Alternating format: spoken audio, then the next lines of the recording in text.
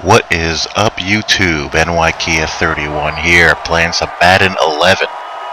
Taking a little break from college football. I've gotten the NFL itch lately with all of the post-lockout stuff and all of training camps open and all that. The NFL is back in business, and we'll be getting preseason games pretty soon, and before you know it, it'll be opening week. So I'm getting my NFL fix in before Madden 12 comes out in a couple of weeks. You'll notice something different about this game. I'm playing a 3-4 defense. Why am I playing a 3-4 defense? I've never played a 3-4 defense before. A pure 3-4. Not in NCAA and never in Madden. I've always played 4-3 Tampa 2 style in Madden. But I am running a 3-4 in this particular game. Why? Couple of reasons. Well, one main reason is I don't think I'll be able to play a 4-3 with the Jets this year. I don't have Jason Taylor, who gives me the second, speed rusher that I can put at defensive end to give me a good pass rush, along with Calvin Pace as down lineman. And that's one of the main pieces that you need. You need good speed rushing defensive ends in order to make a Tampa 2 style work, and I don't think I'm gonna have them this year in Madden 12, so I gotta figure out a new way to play. So I'm taking the next couple of weeks to learn this 3-4 playbook so I can hit the ground running. And it's a bit different. I don't really like the 3-4 defense that much. And the reason being is, in the 4-3, everyone has a defined role. You rush the passer, you plug the run, you cover. It's pretty simple. And the thing I don't like about the 3-4 defense is that I want my best pass rushers rushing the passer all the time, and I want my best coverage people, covering. I don't want my pass rushers fooling around dropping into zones. People like to say that players like DeMarcus Ware and Clay Matthews, they don't play like themselves in Madden. Well, if you have them dropping into deep zones half the game, they're not going to play like themselves. They're pass rushers. That's what they do best, and that's what I want them to do. So I'm trying to figure out, this playbook here and learn the plays that will, have my best pass rushers rushing the passers most often, and have the guys who I want to drop back, or play man-to-man or whatever. So that's my challenge the next couple of weeks, is to, get a good feel for the 3-4 defense in this game. The pass is away. But anyway, on to the NFL. And let me start off with Randy Moss. What do you guys think about Moss? Do you think he's really retired? Thinking about it, I don't think he's done. I think he's going to be back, and I think he's going to be on an NFL team. Either before opening week or early into the season. I think what happened to him is that, once the lockout ended, people were scrambling to, re-sign their own players, make trades to fill needs, get their rookies signed, and, get their, training camps open and all that. And I think the guy just got caught in a bad, market where there was no market for him, really. It wasn't really much of a priority to, sign him immediately. The only guy who really cashed in was Nnamdi Asomugha. That's because he plays a position where it's hard to find good players at, and he's still in his prime. But most of the moves were just basically trades and re-signing your own players. So, given the fact that the guy was coming off a season where he didn't do much of anything, why break the bank for him? Why not, wait until you get into camp, look at what your team needs, and if you need a receiver, you can get Randy Moss on the cheap. And that's what I think is going to happen to him. So I think you're going to see Randy Moss playing again this year. But even if he is, done, which I don't think he is, as far as his career goes and whatnot, I think that he is the second best wide receiver of all time behind Jerry Rice. He's better than Chris Carter. He's better than Steve Largent. He's better than, you know, you can't really use the, you know, guys we've never seen before, the old-time guys too much, like Lynn Swann and those kind of guys, and Fred Biletnikoff, because the game was so different back then. But, you know, out of his contemporaries and guys, tosses left, you know, from his era, he was clearly the best receiver of his era. He was better than T.O. He was better than Marvin Harrison. He was clearly the best receiver of his generation, and just a impossible guy to match up with. He was impossible to cover, you know, one-on-one. The guy was 6'4", could jump, had great hands, and was one of the fastest guys in the entire league. The guy was just a freak of nature.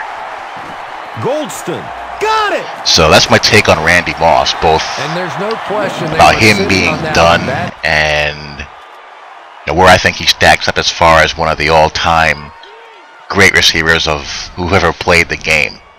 But anyway, on to the NFL.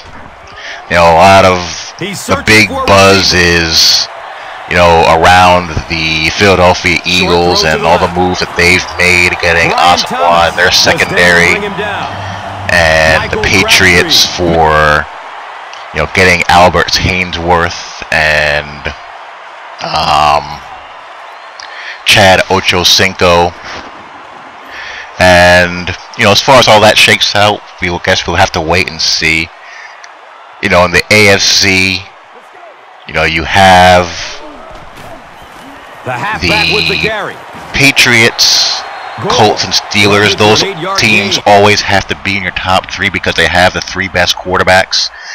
You know, for as long as those teams have Peyton Manning, Tom Brady, and Big Ben healthy and playing at a high level, you always got to respect those three teams to be either at the top or near it.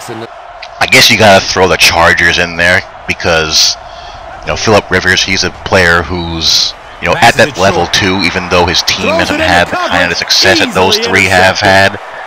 But, you know, the Chargers are, thinking about the Chargers are kind of like the Dallas Cowboys to me.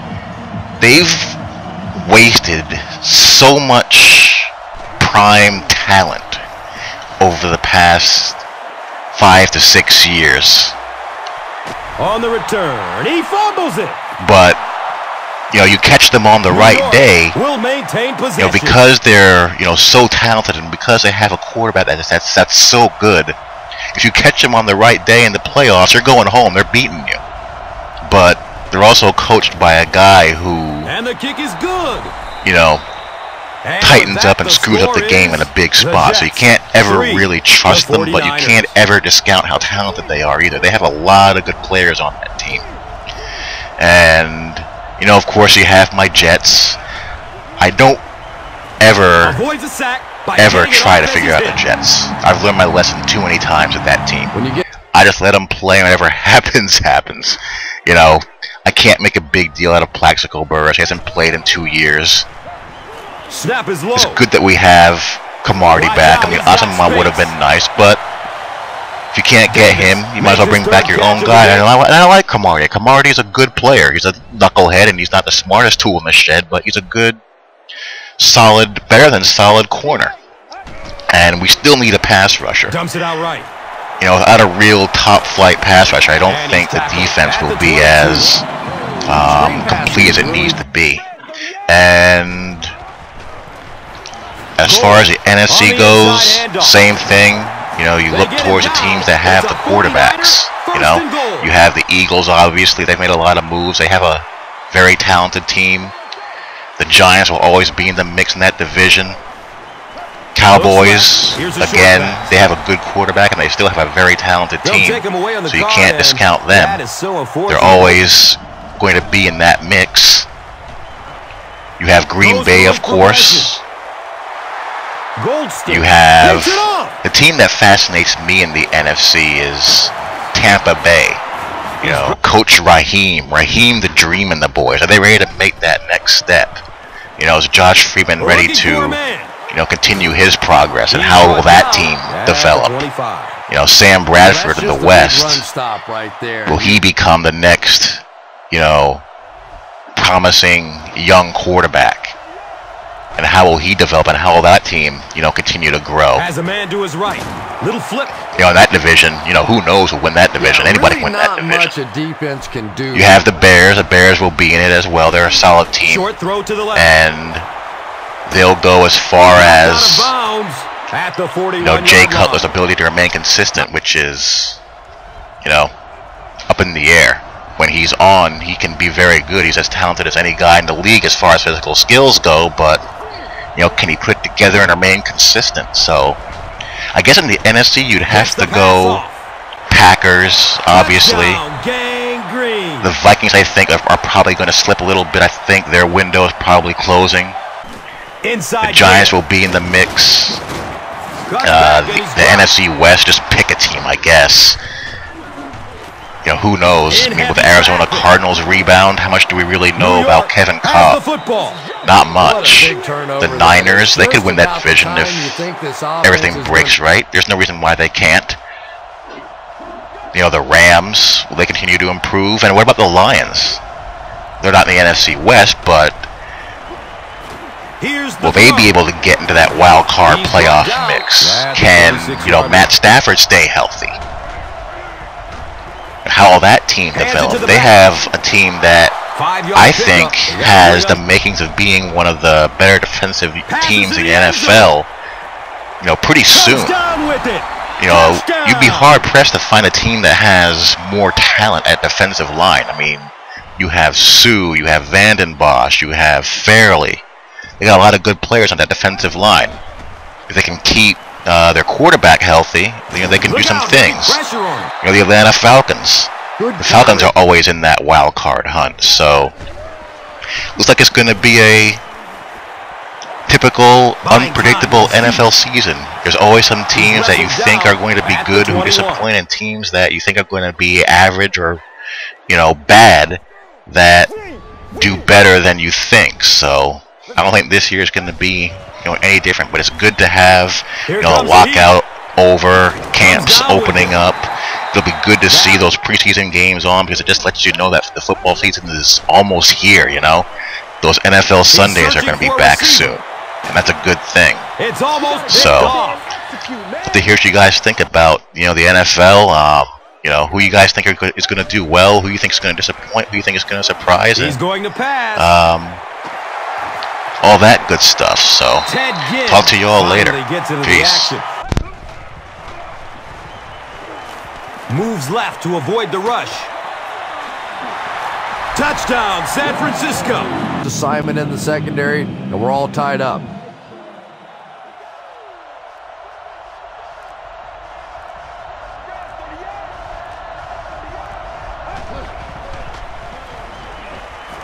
A burst of speed, and he's in the open. Santonio Holmes with his third reception.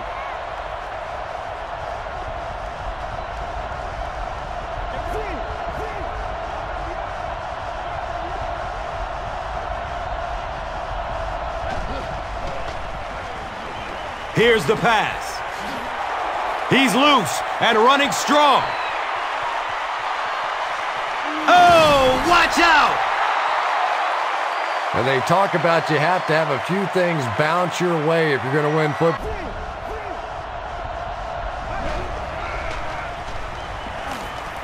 He's going for it all.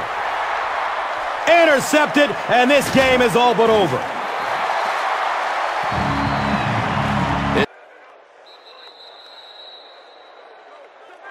That's all from San Francisco. Stay right there.